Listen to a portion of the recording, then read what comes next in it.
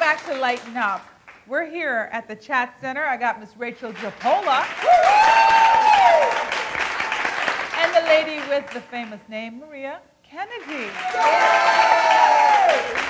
And the trouble of the table, Mr. Leroy Holness. We're ready to fight, Hollywood. Speaking of people with other languages, that patois is what.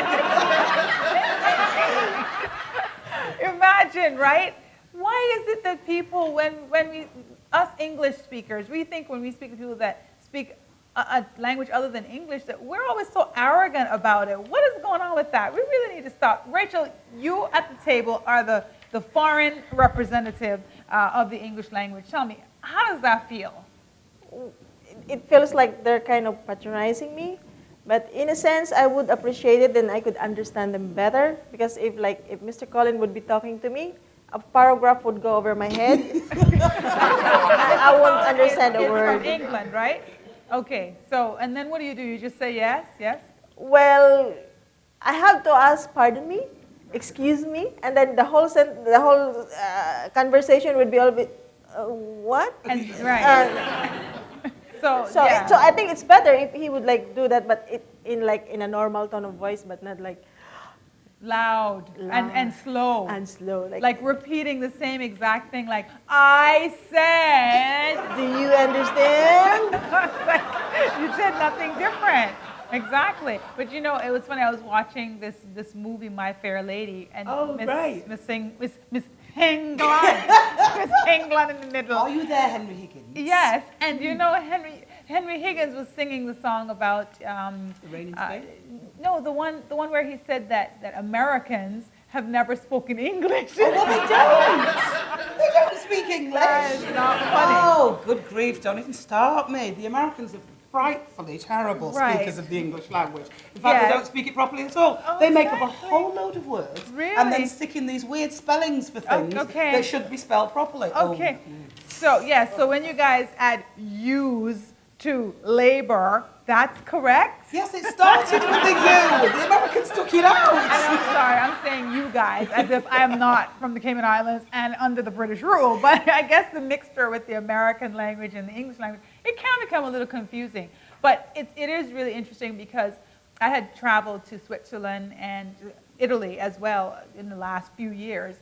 And, the people in those countries, they're not trying to speak English to you. Like, they don't care. You can starve. They don't care. They're not trying to help you. So I think that is really, really interesting because if you don't know their language, you're done. And an English person, that was such an eye-opening experience for me because here we are with our arrogant selves, like we know so much. And you go to another country where that's all they're speaking. They're like, whatever. But English is still the best language in the world and everybody else must learn how to speak it. I think so. Yes, it is! Oh! Really?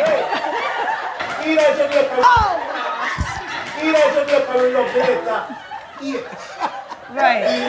It's like H, darling. How does the H work? No, there's no H in it. How does the H.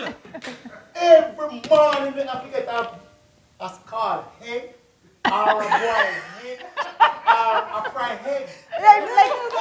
Why do you have to add an H to egg? This edge thing? English.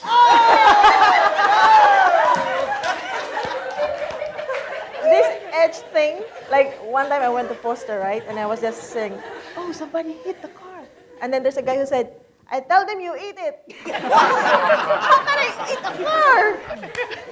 So he's telling you eat the car. He said, I'll tell them you hit it, but he said, I'll tell them you eat it. As if you were hungry. Sorry, hungry. Well, that's it. So, here we got the patois, which y'all call it patois. Right? It's patois. And that's a form of, that's your English, but it's like a broken English. Like, E-A-T-W-A, patois. But it's not English! oh my goodness. All right, Henry Higgins. Get over it. Not English. One Yes, needs we to know. learn how to speak English That's correctly. right. Okay, well, thank you so much, Miss England, for teaching us how to speak English. You're welcome. We have lots more Lighten Up coming up, so just stay tuned. We got Jigs J. Oh,